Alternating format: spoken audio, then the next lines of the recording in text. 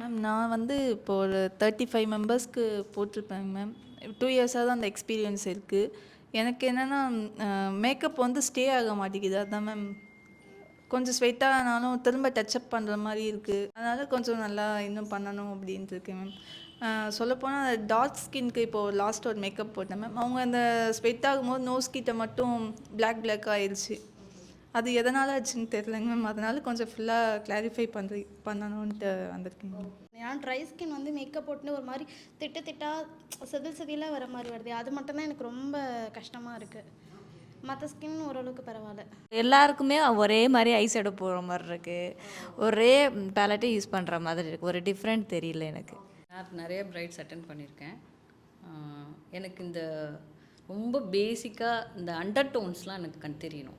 Under tones, skin type இதெல்லாம் ரொம்ப எனக்கு தெரிஞ்சுக்கணும். அதுதான் ரொம்ப முக்கியமாக வேணும். இப்போவும் நல்லா தான் பண்ணுறேன்.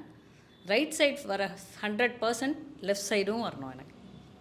அதுவும் எனக்கு வருது. கரெக்ஷன்லாம் பண்ணிவிடுவேன், கரெக்ஷன் பண்ணிவிடுவேன். பட் ஒரே ஸ்ட்ரெச்சில் வரணும். ஒரு மேக்கப் பண்ணிட்டு வந்து அது கொஞ்சம் நேரம் தான் இருக்குது, ரொம்ப ஆயிலியாக ஆயிடுது. அந்த மாதிரி ஒவ்வொரு மிஸ்டேக் சொல்கிறாங்க அவங்க.